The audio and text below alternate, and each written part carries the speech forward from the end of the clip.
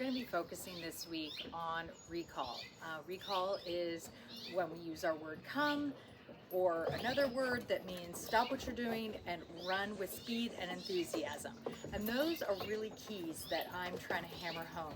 When you hear that word, that means, again, you drop what you're doing and you run to me as fast as possible. And ultimately you sit in front of me and you wait to either get another cue or be told you're finished. So I don't advocate using the word come for quite some time. We build a foundation. We have what we call those foundation skills, like name game, like touch.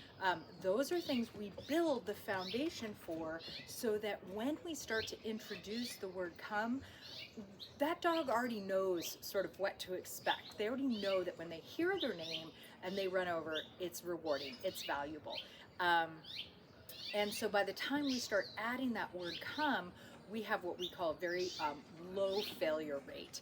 And what that means is we really want to have almost 100% success when that dog hears the word come. It's super important. And a lot of people start using that word from day one, and the puppy has no idea what to do. So they start hearing that word come and they're not pairing it with the right behavior, which is speed and enthusiasm coming in. Hi, Fletcher! Hello! So we hold off on that for a little while until, again, we've kind of built the right foundation. So let me get to some of the don'ts, because those are equally as important when we're training recall. What we don't want to do is ever in the training process, and how long does that take? How long till we have a perfect recall? I can't give you a number. It really depends on that dog's temperament, how much we practice, what you're offering as rewards when they come in. I'm going to give you a lot of guidelines for that. But let's talk about making sure. Fletcher, hey! Hi. You're just in the planter for my lime tree. I don't know, checking it out. Just actually physically, it's a pretty big planter. Inside of it, probably smells like really good stuff in there. So we really want to make sure that when we do utilize that word come, in fact, that was a perfect example. I could have said, Fletcher, come. But I wasn't 100% sure what the outcome was going to be. How invested was Fletcher just then in being in that lime tree planter? I think he was pretty invested.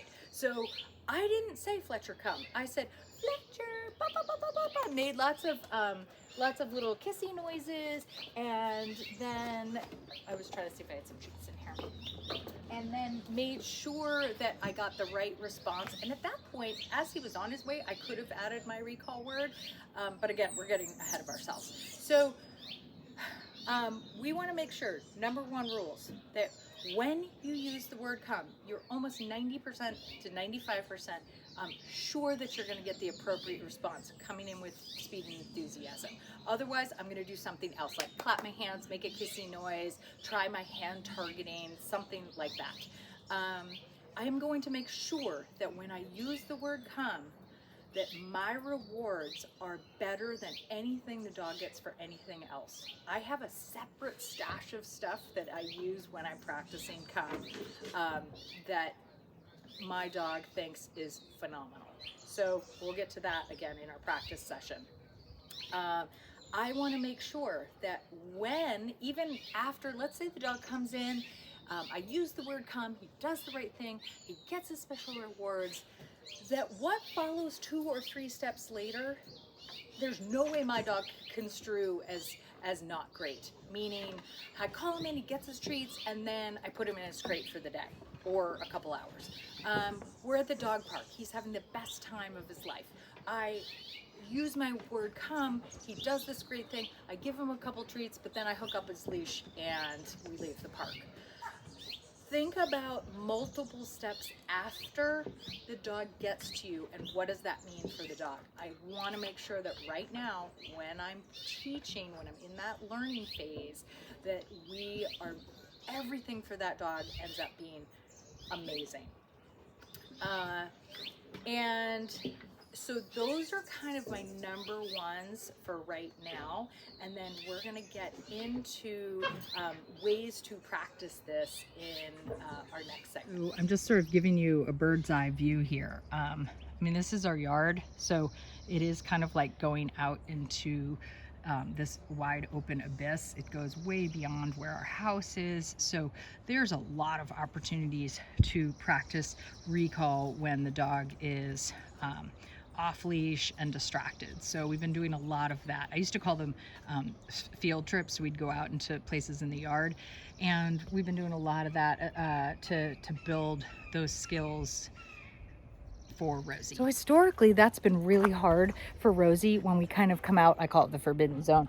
We pull the gates down and we kind of go out into places where we normally haven't been.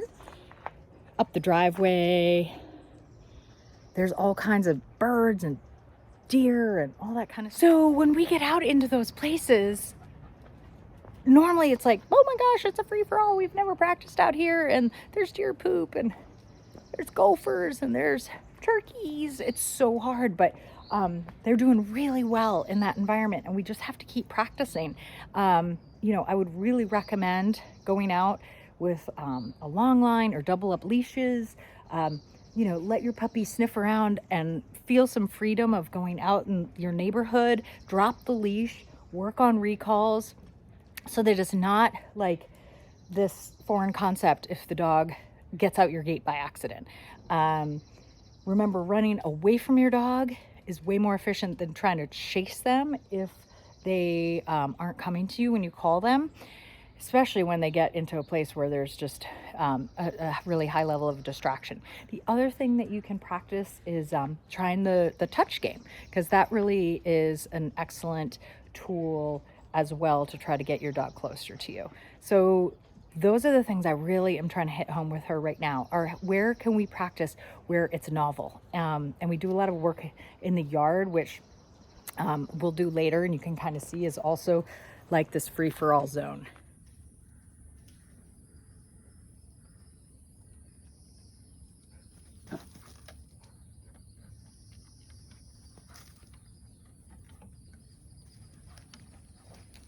Come on, let's go over here. Go, go, go, go, Truckee, come on. Come on, Fletcher.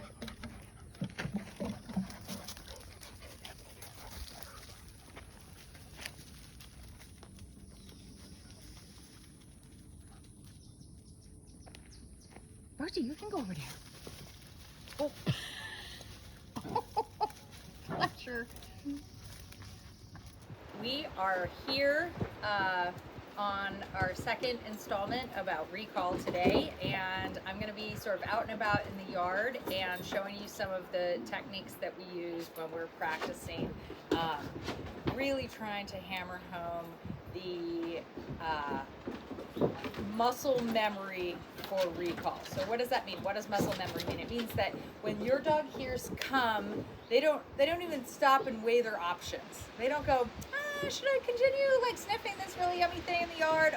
They just boom, they hit the hi, I didn't even see you there. You're just waiting. So we're gonna kind of go out and about, and I'm gonna wait till the puppies are distracted and into things.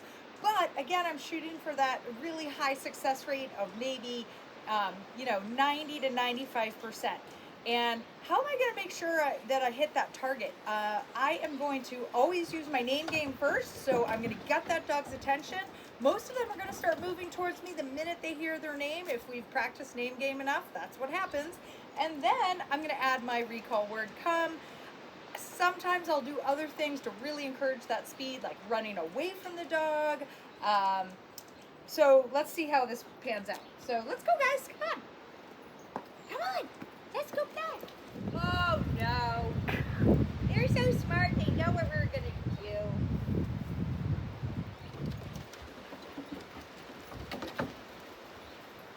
They all know when we're getting ready to practice something. Rosie, come. Yes. I can do my collar grab when the dog gets to me. And what do I have for treats today? I have some hot dogs. I've got some roast chicken. I am picking the absolute best things I can think of to reward these dogs, so they are so amped worked up about practicing coming when called. So let's say I can't get the dog away from me once they discover I have these amazing things like hot dogs and roast chicken. Then I can do what we call a treat toss. But now they're kind of out and about. So I'm gonna take a little potty break, so I'm gonna wait and see if I can call Fletcher, come! Yes, over here! Good! So a treat toss is when I take a treat, like something that's not as good as what I have, like just a piece of kibble, and I toss it to get the dog to run away from me. This creates a really fun game. It's super hard to do in a yard. I'm gonna come down to the deck and demo this. Come on, guys. All right, so I've got a piece of kibble. I'm gonna toss it. Ready? I'm gonna go find it. Ready? Ready? No, over here. Let's go. Go find it. Fletcher, go find it. Oh my gosh, Fletcher. Fletcher, go. There we go. And then I'm gonna run away. Fletcher, come! Yes. And we're gonna do it again. Ready? Fletcher. Fletcher, ready? Go find that. There we go. Fletcher, come! Yes, and good job, Rosie. I do one for Rosie. Ready? Ready? Go find it. Rosie, come! Yes, beautiful. Beautiful. Oh my gosh, that was so good. So my goal when I'm practicing is to really, again, create that super fun environment.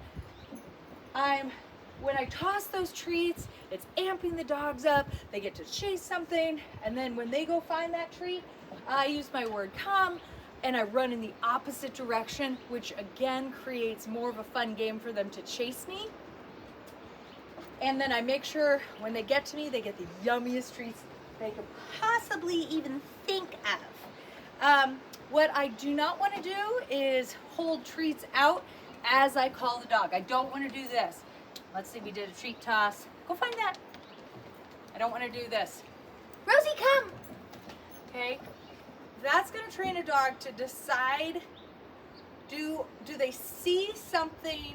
It's basically a bribe, okay? So there's a big difference between a bribe and a reward.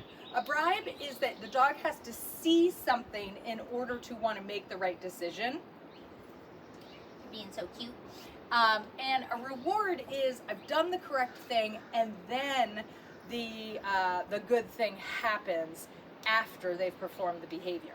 So you want to make sure that you're never in a scenario when you're practicing recall where you're using treats as bribes. That would be coming out and shaking a can of, or a bag of dog treats and then calling your dog. When we're practicing, we want to make sure that we're really utilizing different strategies to get the dog to come. Let's say I said their name and nobody even looked at me, okay? Then I might try, because they're super distracted, then I might try something like using a yes, come! So I might do something like that, a pup pup in a really high-pitched voice will almost get any dog to stop what they're doing and figure out what I'm looking for. And once the dog starts moving, I can add my come. So that would be like sort of a safety mechanism if I tried to use their name first and they didn't even look at me. The other thing I could do is could always add a hand target. Touch! Touch! Yes, everybody's so good at that. Hand targeting is a fine tool to get your dog closer to you. We have lots of tools at our disposal. I just want to make sure that you're thinking about all the different ways you can get your dog closer to you.